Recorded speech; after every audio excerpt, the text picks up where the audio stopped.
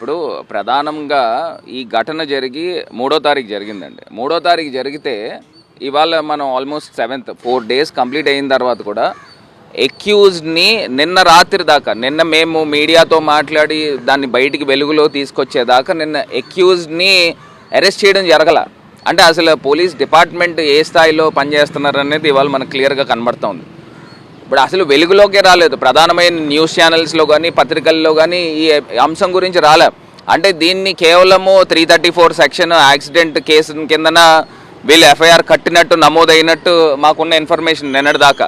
నిన్న ఎప్పుడైతే మేము స్పందించామో సోషల్ మీడియా వేదికగా అసలు పోలీస్ డిపార్ట్మెంట్ కానీ ఇంతమంది ప్రజాప్రతినిధులు ఉంటున్నారు, ఇప్పటిదాకా దీనిపైన ఎందుకు స్పందించలేదు? ఇవాళ నేను చెప్తా ఉన్నానండి, వీళ్ళు నిన్న మాట్లాడిన తర్వాత సెక్షన్స్ కొన్ని యాడ్ చేసి కల్పబుల్ హోమిసైడ్ కిందన 308 సెక్షన్ అంటే 110 BNS 110 సెక్షన్ కిందన కట్టారు. అది కట్టినప్పటికీ కూడా 3 years ఇంప్రిజన్మెంట్ అంటే స్టేషన్ బెయిల్ ఇచ్చేస్తారు.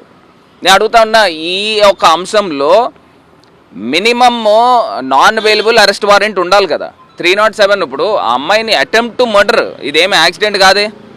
డైరెక్ట్గా తీసుకుని వచ్చి 3-4 సార్లు ఇచ్చేసి వాంటెడ్లీ ఆమెను గుద్ది కింద పడేసి తొక్కి ఆమె పైన కారు నడిపించి వెళ్ళిపోతే దాన్ని హిట్ అండ్ రన్ కేసు కిందన వస్తుంది. అక్కడ ఉన్నవాళ్ళు సెక్యూరిటీ గార్డ్స్ కానీ అక్కడ ఉన్న ఐ విట్నెస్లు వీళ్ళందరూ కూడా వారిస్తూ ఉన్నారు. అయినప్పటికీ కూడా 3-4 సార్లు గుద్ది ఆ అమ్మాయిని కింద పడేసి డాక్టర్ని ఆ అమ్మాయి పై నుంచి ఎక్కించుకుని తీసుకుని వెళ్తే ఆ అమ్మాయిది బ్రెయిన్ డెడ్ అయింది. అంటే ఇంకా ఆల్మోస్ట్ చనిపోయిన కిందనే భావించాలి. అంటే ఆ స్థాయిలో ఈ ఇక్కడ ఉన్న తాగి వాళ్ళు కూడా ఇంకో మాట కూడా చెప్తా ఉన్నా, మద్యం మత్తులో ఇందాక మాకున్న వార్తల ప్రకారము స్కాచ్ బ్యారల్ అని చెప్పేసి అదేదో ఒక వైన్ షాప్ ఉందండి. ఆ wine shop it's not a bar. ఆ వైన్ షాప్ దగ్గర ఓపెన్గా వీళ్ళు పర్మిట్ రూమ్లు ఇచ్చి ఈ ప్రభుత్వము తాగిస్తూ ఉన్నారు. ఇవాళ ఇన్ని అనర్థాలు, ఇన్ని నేరాలు, ఘోరాలు అవడానికి కారణం ఏంటండి? ఇవాళ మద్యాన్ని ఏరులై పారుతూ ఉన్నాయి. ప్రతి వీధిలోనూ ఒక బెల్ట్ షాప్ ఉండి తాగిస్తూ ఉన్నారు. మరి ఇన్ని ఘటనలు జరుగుతున్నా కూడా పోలీస్ డిపార్ట్మెంట్ ఇప్పటిదాకా అసలు నిజంగా ఒక యాక్సిడెంట్ జరిగితే పోలీస్ డిపార్ట్మెంట్ దగ్గర నుంచి ప్రెస్కి ఒక కనీసం స్టేట్మెంట్ రావాలి. ఇదేదో సబ్సైడ్ చేయడానికి లేకపోతే ఏదన్నా ఒత్తిళ్లతో ఏదన్నా ఇచ్చేస్తూ ఉన్నారా అనేది పూర్తి స్థాయి విచారణ జరగాలి.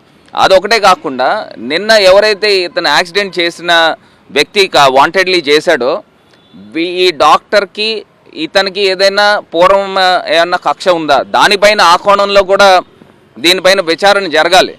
అసలు ఇప్పుడు యాక్సిడెంట్ చేసిన వ్యక్తి, ఇప్పుడు వీళ్ళు అరెస్ట్ చేసిన వ్యక్తి ఒకటా కాదా? ఎందుకంటే ఇప్పుడు కారులో నాకు తెలిసి బ్లాక్ టింటెడ్ గ్లాస్ ఉందండి కారు. ఆ కారులో యాక్సిడెంట్ చేసినప్పుడు ఆ లోపల ఉన్న వ్యక్తులు ఎవరు? ఐ విట్నెస్ని కూడా తీసుకుని వచ్చి దీనిపైన విచారణ చేయాలి. ఎందుకంటే పోలీస్ డిపార్ట్మెంట్ కూడా మనం చూస్తే 4 రోజులు అయినప్పటికీ కూడా ఈ యొక్క ఘటన వెలుగులోకి రాలేదు అన్నానంటే దీనికి అర్థం ఏంటి? దీనికి బ్యాకప్ ఎవరైనా ఉన్నారా? ఎవరైనా దీన్ని ఇన్ఫ్లుయెన్స్ చేస్తున్నారా? ఎందుచేతనంటే ఇక్కడే ఎస్పీ గారు ఉంటారండి, ఇక్కడే కలెక్టర్ గారు ఉంటారు. రాజమండ్రి సిటీలో 6 ప్రజాప్రతినిధులు ఉంటున్నారు. ఒక్కళ్ళ దగ్గర నుంచి కూడా స్టేట్మెంట్ రాలే.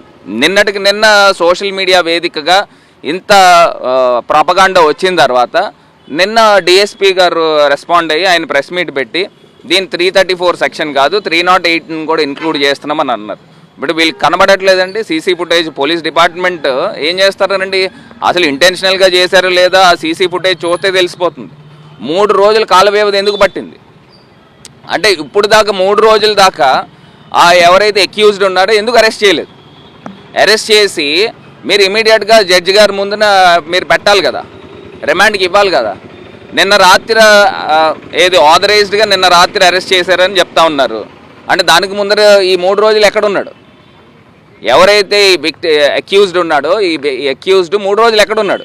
ఇప్పుడు దాకా పోలీస్ డిపార్ట్మెంట్ 3 రోజులు అతను అబ్స్కాండింగ్లో ఉన్నాడా, లేకపోతే తీసుకుని వచ్చి ఎక్కడైనా పెట్టారా, లేకపోతే సేవ్ చేసే కార్యక్రమం చేస్తున్నారా? నిన్న రాత్రి అరెస్ట్ చూపించారని అంటే ఇప్పుడు జడ్జి గారి ముందరికి రిమాండ్కి ఇచ్చి ఇప్పుడు పెడుతున్నారు. దీనిపైన నేను ఒకటే అంశం చెప్తా ఉన్నా, దీంట్లో సెక్షన్స్ ఏమీ వర్తిస్తాయి, కఠినాతి కఠినమైన చర్యలు తీసుకోవాలి. ఇప్పుడు మీరు 308 నిన్న ఇంక్లూడ్ చేశారు, నిన్నటి దాకా ఎందుకు 334 యాక్సిడెంట్ కేసుని కింద భావించారు? మీకు సీసీ ఫుటేజ్ మొన్న రాత్రి జరిగినప్పుడే ప్రసాద్ ఆదిత్య మాల్లో ఉన్న సీసీ ఫుటేజ్ ఉంది కదా. వాంటెడ్లీ 3 సార్లు గుద్ది వాంటెడ్లీ అమ్మాయి పైన ఎక్కించుకుని డాక్టర్ పైన ఎక్కించుకుని తీసుకెళ్ళినప్పుడు తలపై నుంచి తీసుకెళ్లారు, బ్రెయిన్ డెడ్ అయింది. వెంటనే హిట్ అండ్ రన్ కింద పారిపోయాడు. మరి పారిపోయిన తర్వాత ఈ ఘటనలు మీకు క్లియర్గా కనబడుతున్నప్పుడు సెక్షన్ 334 యాక్సిడెంట్ కేసు కింద ఎలా నమోదు చేశారు? ఆ రోజే పోలీస్ డిపార్ట్మెంట్ చేయాలి కదా. 3 రోజులు పోయిన తర్వాత సోషల్ మీడియా వేదికగా ఇవంతా రప్చర్ అవడంతో వీళ్ళు నష్ట నివారణ చర్యలు చేస్తూ ఉన్నారు. మరి ఇంత ప్రభుత్వము వాంటెడ్లీ మద్యాన్ని ప్రోత్సహిస్తూ మీరు బెల్ట్ షాపులు పెట్టి ఇష్టం వచ్చినట్టు మద్యం తాగిస్తున్నారు కాబట్టి ఇన్ని ఘటనలు జరుగుతూ ఉన్నాయి.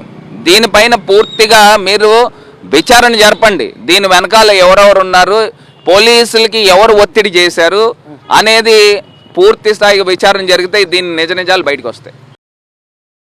మరిన్ని అప్డేట్స్ కోసం ఛానల్ ను సబ్స్క్రైబ్ చేయండి. నోటిఫికేషన్స్ కోసం బెల్ ఐకాన్ పై క్లిక్ చేయండి.